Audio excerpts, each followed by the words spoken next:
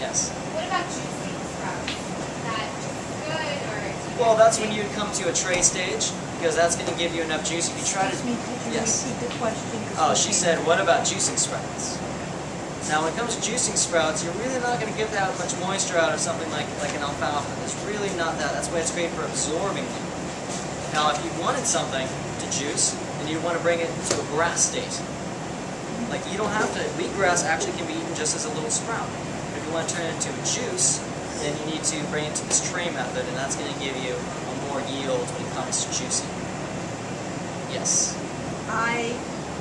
Not when we're talking about wheatgrass, but other sprouts and stuff. A lot of times when I'm not into bringing out my juicer and I just want to make a blender drink, I throw the sprouts in with the blender because then I'm getting the whole and then you're straining everything. No. Well, just make sure to avoid wheatgrass, because wheatgrass... No, that's why I said not wheatgrass, okay. Anything but wheatgrass. Yeah, sure. That's good I roughage. just throw it right That's great for right your body. in. You can get whole roughage like that. I was a juicer for a long, long time, and everybody was like, oh, I do it with the blender, I do it with the blender. So finally I decided, oh, let me quickie in the morning. So you add a little water, but it all started with like lady chewing lawn grass. So. What about like rice and that? Like, I know you can sprout rice, but you're not sprouting it. How do you do this? By soaking it? Is that sprout rice? Well, it's the exact same technique to grains. You just need to soak it overnight and reactivate it. Now, it all has to be ground. I'm sure you were trying. If it's still a whole grain, still has its kernel on it, then it's still able to reactivate. But you don't really get tails and stuff out of Not really. rice. It just, what does it do? Does it change the molecular structure from protein to starches? How does it change? What happens? She's saying things like if you try to sprout rice, would you notice a change in it? Or would it just change molecularly and its whole entire vitamin count? Yeah, the vitamins increase from 3 to 12 times. It's pretty crazy. The proteins become immediately digestible compared to people who might have enzyme issues. Some people try to eat raw beans and raw nuts and stuff like that. And the body has lost the ability to break down those enzymes, including some of the proteins. Soaking it turns that into free, ready to absorb amino acids. Yes? Do you sprout the short grain brown rice? Sure. As long as it's still brown. That brown advertisement means it's whole kernel. And the soaking, is the initial soaking time the key? I'm sorry, I can't lay. Yes, no, that's for reactivating it. That's kind of like giving them a call and saying it's time to grow. And would rice be like 8 hours also? Soaking it like overnight? I mean, if you can do it overnight, at least 8 to 10 hours. But if you're in a rush, 4 to 6 hours might be an adequate enough time to reactivate it. And how do you know how often this should rinse? Well, it all depends how long you want your sprouts. I mean, sometimes you can do it for 2, 3 days, 4 days, but rinsing 2 to 3 times a day is ideal to prevent bacteria, and you also need to feed it.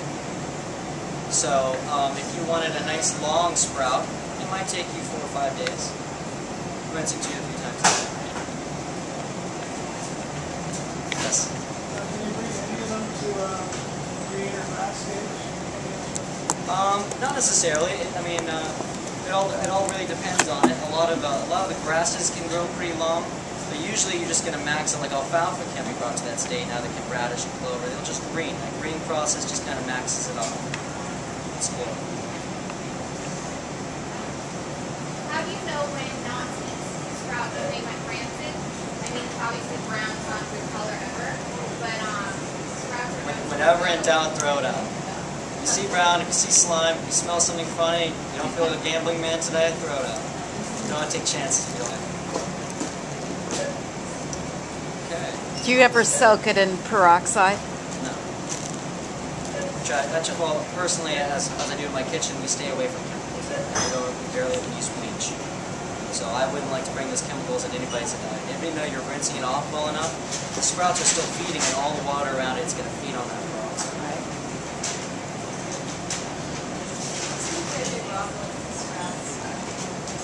Same way. Question was broccoli sprouts? How to do broccoli sprouts? Very similar approach. It really all depends on how green you want it to go. For the tree method would probably be the best way to do it.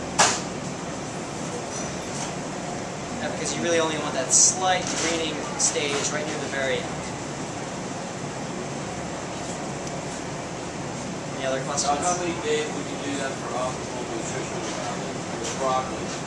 Broccoli sprouts, shorter the better. Okay. All sprouts, shorter the better. I mean, it all depends if it's soft enough to you, it's not too crunchy. But from the state that it becomes active, it has the most nutrition. As it's growing, it's feeding on itself. It's eating that meat inside its shell and turning it into a sprout. So the shorter the sprout, the more meat that's left, the more nutrition. Yes? I've seen a sprouting sack. I've never used one. When would you use a sprouting Oh, sack? that's if you don't want a greening stage. My good example I gave was with mung beans. I don't know if you've ever seen a mung sprout at a Chinese food restaurant. Yeah. Nice big long clear sprout. Yeah. Now if you want that and you don't want any photosynthesis action, that's when you'd bring in the bag. Right after you're soaking, rinse, goes right in the bag.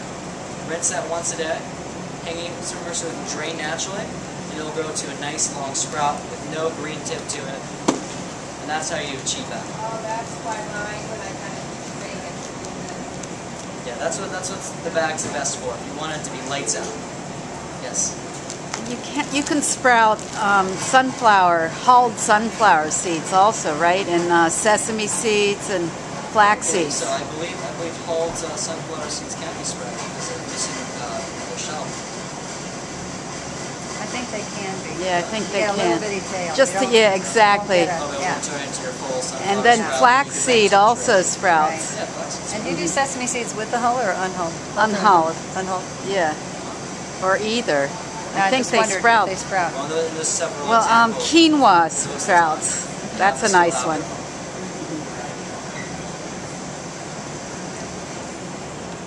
Well, I would love it if you guys could include more raw food in your diet. Most of the people nowadays have such a toxic, acidic lifestyle. If you smoke cigarettes, if you breathe in the pollution outside, you drink coffee, you eat dairy, all this acidity, everything's cooked and dead. Why not try to bring a little bit of something living into your diet and help balance that chemistry out? Yes? With the wheatgrass, if you don't have a juicer, wheatgrass juicer, ready to go. Well, there's the way animals in the wild do it, and you just chew and spit. But there's manual machines that are less expensive. It just has that tool in it that uses children force. There's always that way. They sell residential ones for under $50. Yes. Buy them. They're the cranky ones, and it's just for you and your family. I think that's totally fine. Also, we cut ours fresh here and get in our rotations really awesome. So you just come here, we'll brew you up a shot, obviously. Also, I know Collin mentioned, I'm sorry to cut you off, I know Collin mentioned, but here we have the sunflower sprouts. We do pea shoot sprouts, those are the ones that we sell, and then broccoli and alfalfa, and then also a great mix that I don't know enough of our customers know about, is we have this sprout mix. It's got everything in it. It's got, I thought I had it on there. There's mung beans, pea shoots, a little bit of everything. So like, you know, you get a handful of these in a day. That's really good. You know, your eyes start to look a little bit brighter. You feel the difference. And just so you guys know, we're going to keep the food open if you guys want to eat after. Sorry, Mom.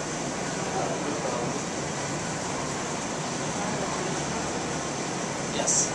What do you recommend wheatgrass? Would I recommend wheatgrass every day? How many ounces? 2 ounces. That's all the body needs at one moment in time.